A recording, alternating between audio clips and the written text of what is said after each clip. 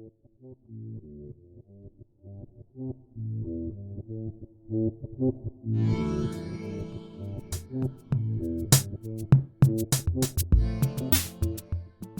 got an early flight to Prague, which meant I could spend the entire afternoon there before getting my bike the next day. And what an absolutely beautiful city it is. Shows that some places are really touristy for a good reason. Definitely worth the trip if you don't mind it being so busy.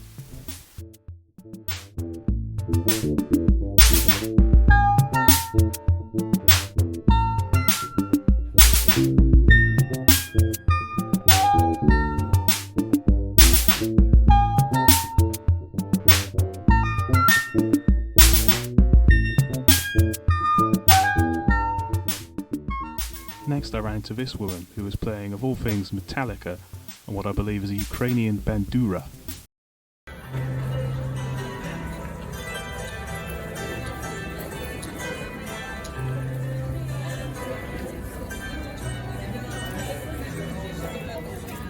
I soon checked into my hostel, which was perfectly alright, considering it was the cheapest place I could find in Prague, although the trams did roll past the window every 30 seconds throughout the night. I went out later that evening and wound up in a jazz bar.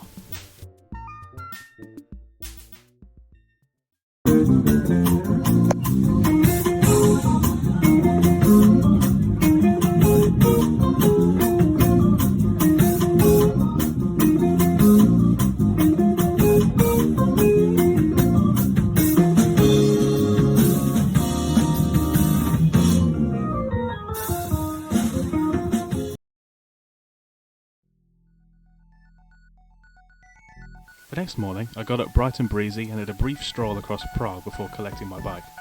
I want to give a huge shout out to the guys from Eurovelo Bike Rental, who really, I can't fault them. I paid just €50 for the bike over the next 5 days, and they threw in some bungee cords, a bike lock, a puncture repair kit, and a helmet, all free of charge. Definitely pay them a visit if you plan on doing something similar.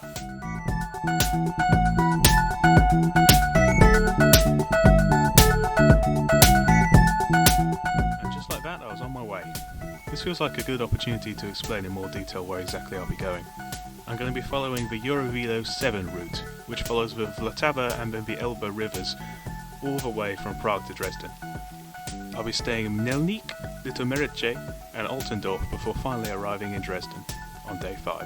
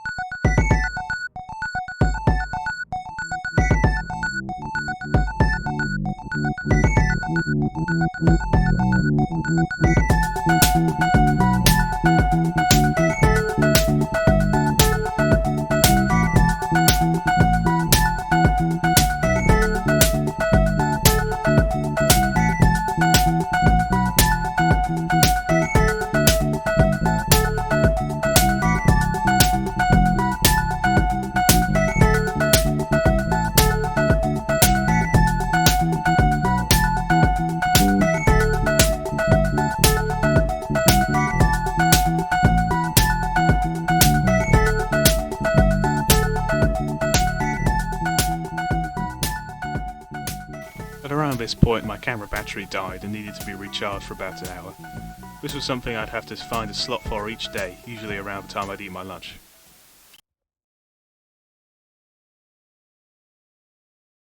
I did come across this cool mansion place, but it was closed. It would become increasingly obvious throughout the trip that I was massively out of season, and most of the stuff en route was geared up for people during the summertime.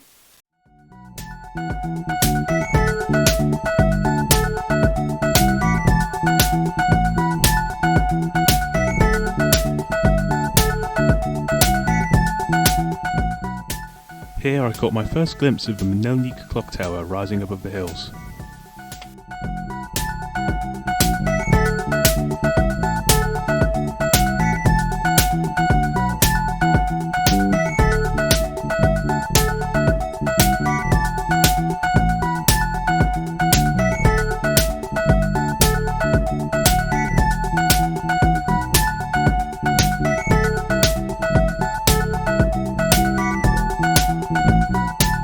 Finally, after a day's cycle, I reach a point where the Vlatva meets the Elbe, and get a first good look at Mělník, where I'd be staying for the first night of my journey.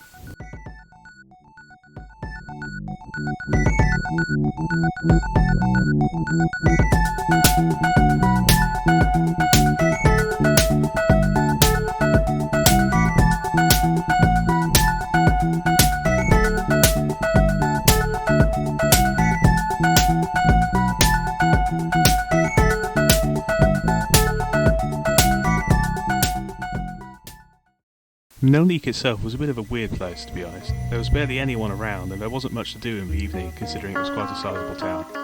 I did have some really good noodles, though.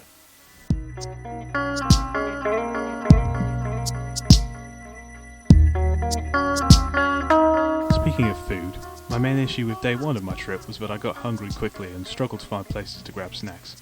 So first thing in the morning I headed to the local billa to pick up some treats for breakfast and to take with me throughout the day. I wound up having some cheese and bread for breakfast, right down at the point where the two rivers meet.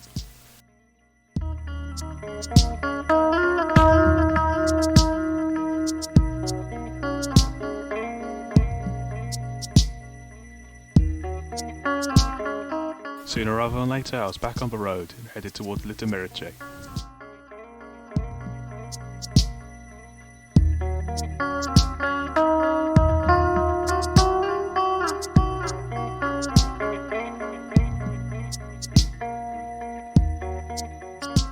I passed by someone who had set fire to a load of bushes, presumably to clear them for something, or perhaps they were just an arsonist.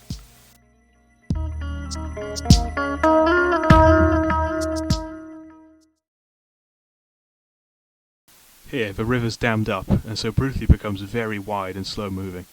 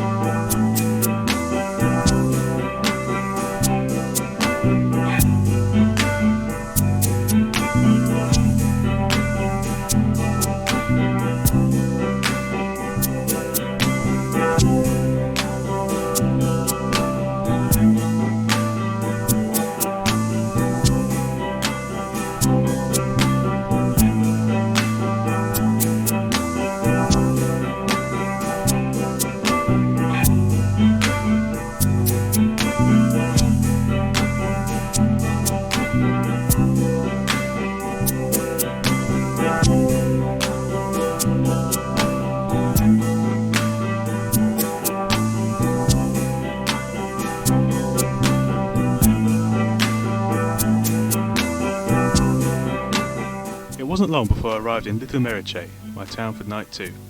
It was a much busier and more vibrant place than Mělník had been, and marked roughly the halfway point to Dresden.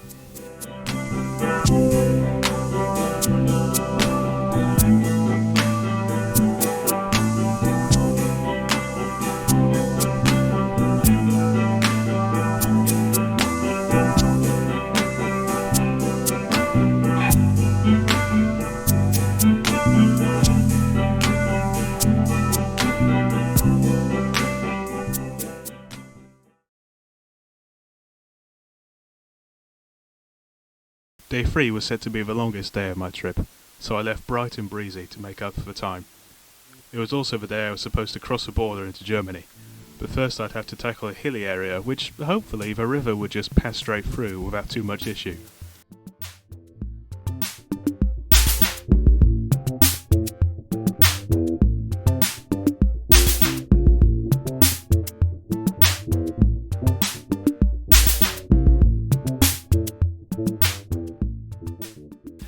Luckily, it became apparent later on in the day that going extra miles wasn't all that more challenging, provided I accounted for proper time to rest and ensure I drank and ate enough.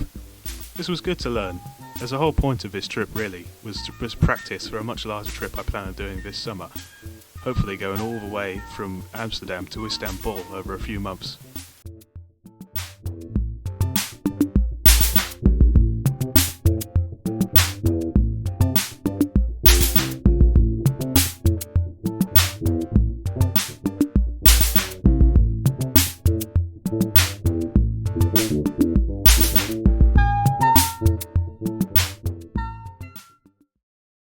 Slowly the miles ticked on by, and I passed through Ustinadlauben, Decin, and finally the German border, sat in the Saxon-Switzerland National Park.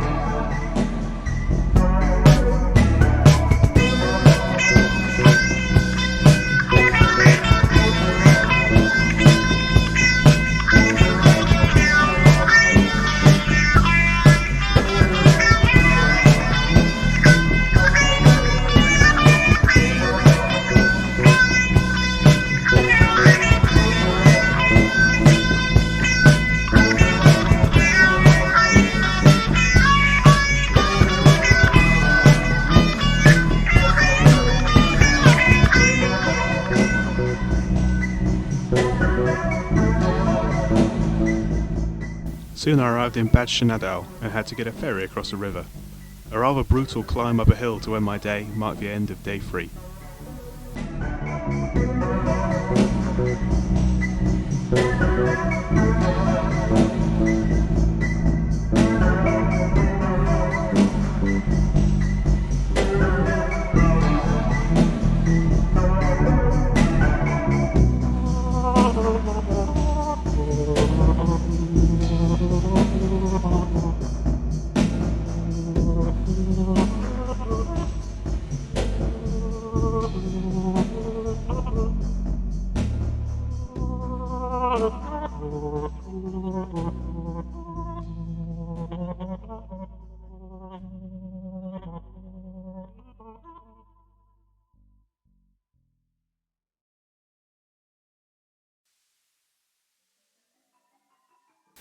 Day 4 began rather pleasantly with being able to freewheel all the way down that giant hill back into Bad Schnadau.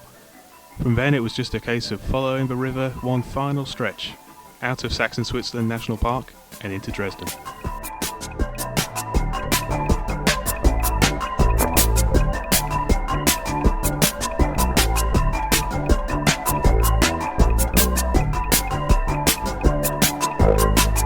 Here I experimented using the camera's time-lapse feature in order to save space and hopefully capture the entire way into Dresden.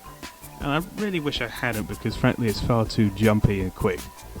But it does mean you get to see the entire journey from Bad Schnadau to Dresden though. So, lesson learned, I suppose.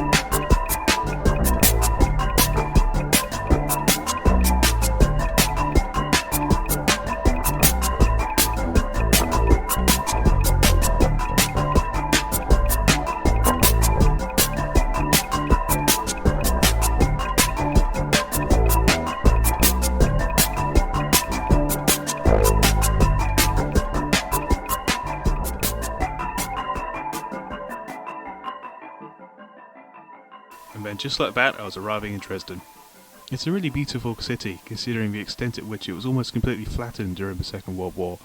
They've done a really good job putting it back together almost exactly how it was. I feel as a city it's often overlooked when compared to the likes of Berlin, Munich and Cologne, but it's well worth a visit.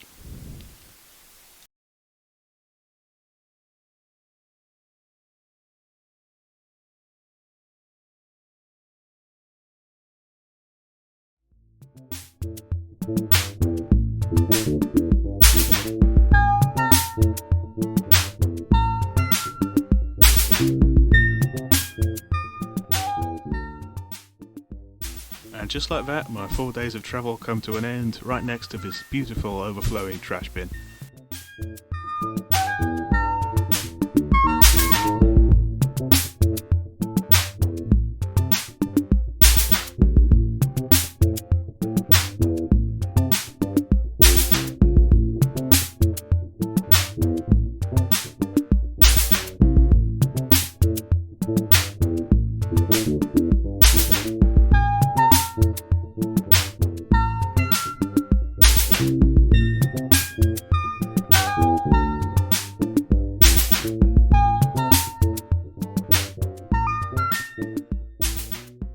Since I set out quite early, I got to spend a good few hours exploring Dresden, and a few more the next morning.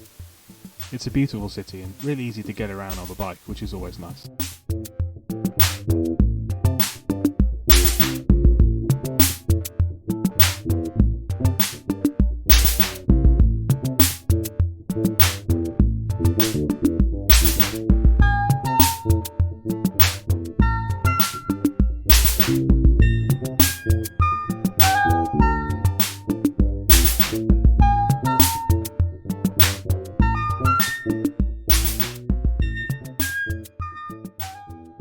Soon enough, over the next day, it was time to come home.